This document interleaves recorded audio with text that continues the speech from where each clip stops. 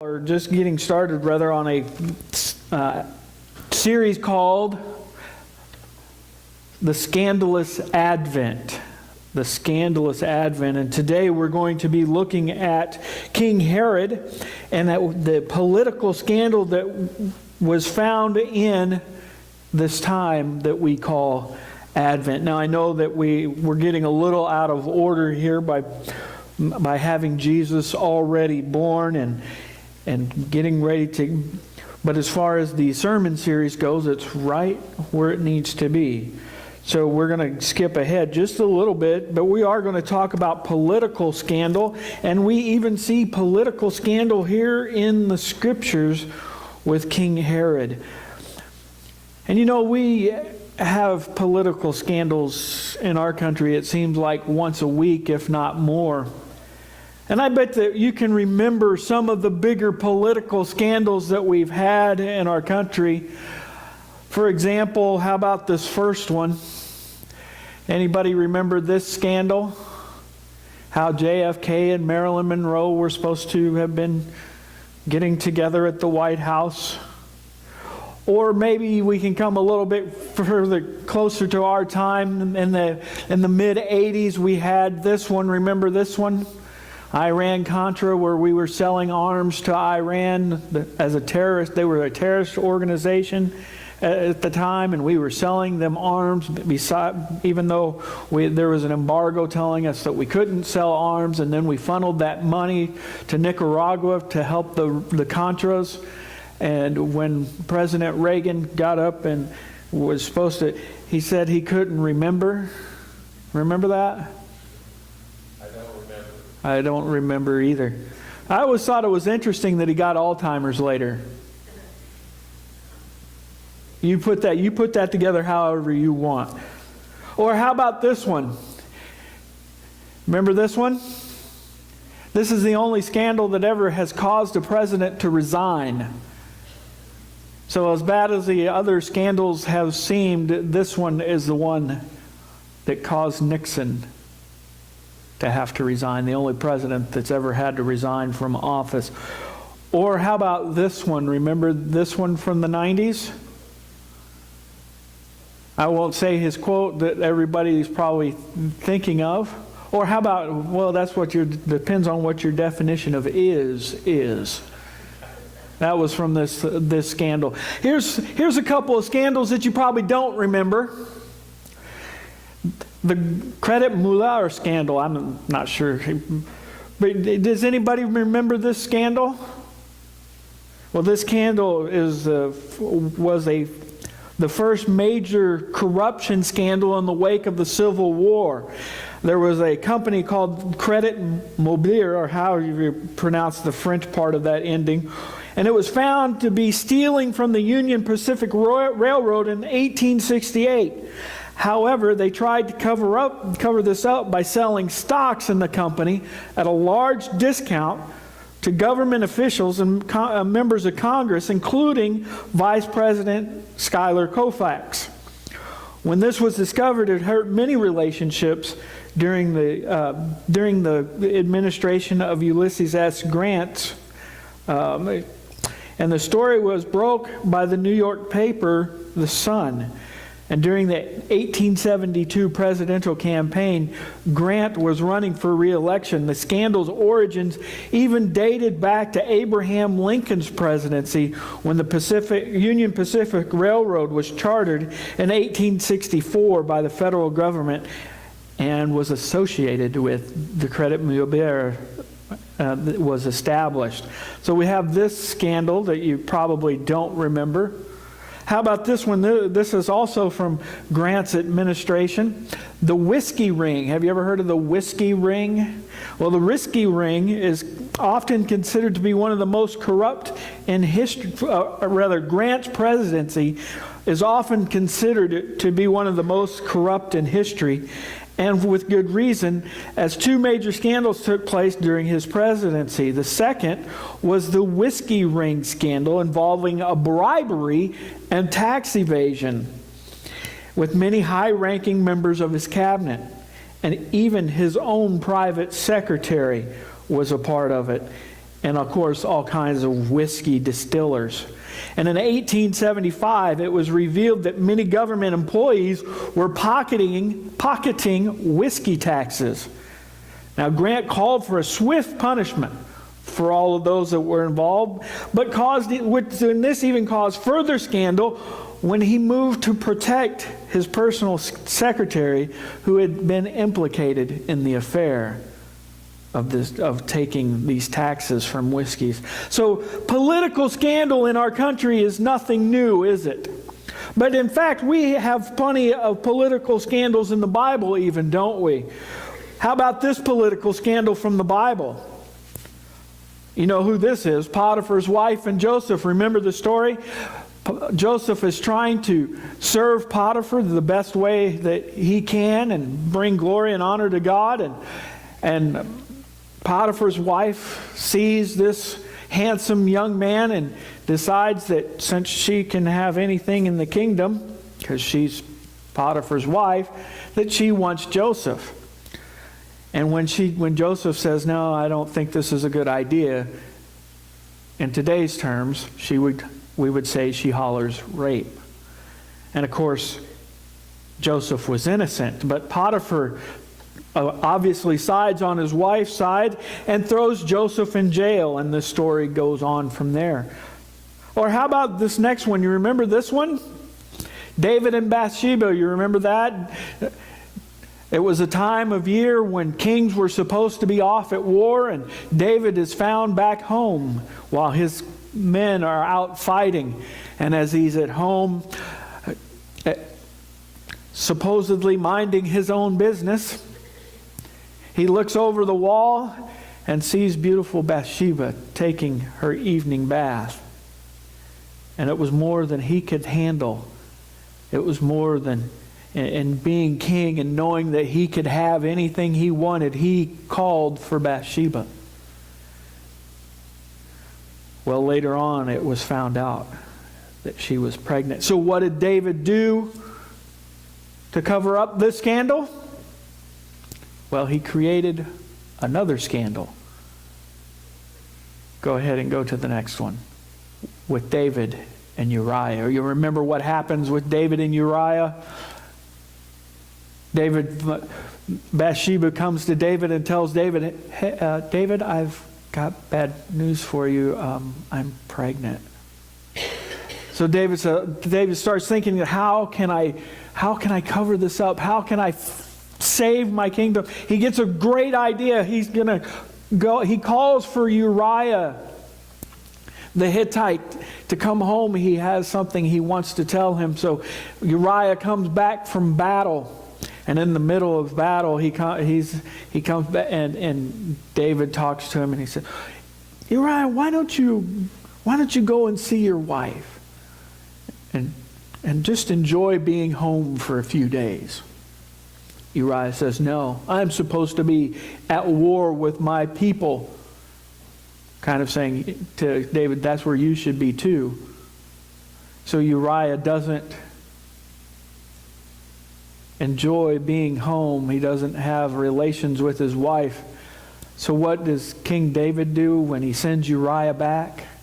He sends back a message with him that he can't open, that it's sealed by the king, and he gives it to the commander, and the commander reads it, and David has instructed him to put Uriah at the front of the battle where the battle was heaviest. And sure enough, Uriah dies. So in effect, David had him killed. But there's another scandal that we find in the Bible that's in the middle of Advent, or towards the end of the Advent readings, really. As we look at Matthew 1 through 2, we get this story at the end of Matthew chapter 2 that is entitled "The Escape to Egypt." But in history, it's been called the Massacre of the Innocents. The Massacre of the Innocents. It was a time when King Herod had heard about this young baby that was to be born, that was going to set up a great kingdom. And Herod got wind of it. He got wind of it from the Magi, and he tells them, when you find the baby, tell me where he is that I may go and worship. Remember that part of the Advent story? And what does God do with the three kings who have traveled so far? On their way, making their last little... He says, don't go back the way you came. And finally, Herod figures it out, that they're not coming back, that they have found the king, this new king, but they're not coming back. But he doesn't know where this baby is. All he knows is that he's supposed to be in this town called Bethlehem. So what does he do to try to keep his kingdom in his own grasp, to nip this problem in the bud of a new king rising up in years to come? He comes up with the idea, I will kill every baby boy. And it wasn't just the babies. He decided he was going to get up to the age of 2. So we don't know exactly how old Jesus is at this point, but he's less than 2 years old at this time.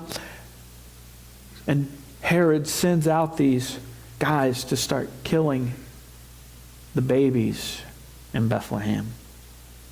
Now, history tells us that, this event might not have happened. And if it did happen, the town was only about 1,000 at that time. So statistically, it would have only been about 20 children that would have died. But let's think about this for a minute. Was it within the characteristics of Herod to kill people to keep his kingdom intact? It was within his character to kill people, to keep his kingdom intact. In fact, he actually killed some of his own kin, some of his own sons, to keep his kingdom and the power that he had. He was afraid that one of his sons was going to rebel against him. So to keep that rebellion from happening, he killed his own son. Now, if you think that Herod would spare some children just because they're children, well, he wouldn't if he wasn't even going to spare his own son. So it's in this massacre of the innocents falls within the characteristic of King Herod. And some people might say, well, 20, that's not really enough for a scandal, is it? I ask, how many does it take? How many babies does it take to be killed before it becomes a scandal? 20's not enough? How about 25? 50? 100? 40 million? We've got our own massacre of the innocents right here in our country. We've killed over 40 million children since 1973. Talk about the massacre of the innocents. He had his own sons killed. It's very probable that he had these innocent children killed as well. But secular history really doesn't tell us anything about it. And we wonder why. And I think maybe just, is it possible that Herod, being the all-powerful king that he was of that province, covered up the killings? Isn't that what you do with a good scandal, is you try to cover it up and keep as few people knowing about it as possible? Maybe only the people of Bethlehem knew. I mean, it wasn't like today when the story could have gotten posted on Facebook and with a video that goes viral. I don't know, but it seems within the character of Herod. So I'm going to trust that this actually happened, just as the Bible says it does. And whether or not it did or didn't really happen, that's not the important part. The important part is, how do we take this 21st century story and bring it into our 21st century lives. We're so far removed. How does the massacre of 20 children 20 centuries ago matter to my life today? I think that there's an important lesson that we can learn from this, and it's this. God is able to keep that young Messiah who is less than 2 years old alive by sending him off to Egypt. In the middle of political unrest, God is at work and moving in the hearts and lives of Joseph and Mary to save the Messiah by sending them off to Egypt. God protects Jesus in a world full of scandal. God will protect us in the midst of a world full of scandal. We've had our fair share of scandals within the last couple of weeks and months. And it doesn't matter what side of these political scandals that you fall on. What we need to remember is that God is in control, and He will continue to be the King of Kings and the Lord of Lords. So if last month your delegate, your candidate did not get elected, it's okay. God is in control. Or maybe your delegate, your candidate did get elected. It's okay. God is still in control. Even if you find out later that there was some stuff, God is still in control. Whether you believe that Michael Brown didn't receive justice, God is still in control. Whether you believe that Officer Wilson's life has been ruined by all the media attention, God is still in control.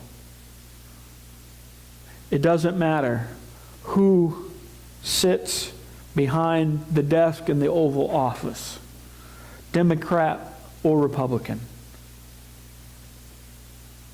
because the ultimate authority, Jesus Christ, is still in control of our world. He's still making it possible for good to come out of political scandals.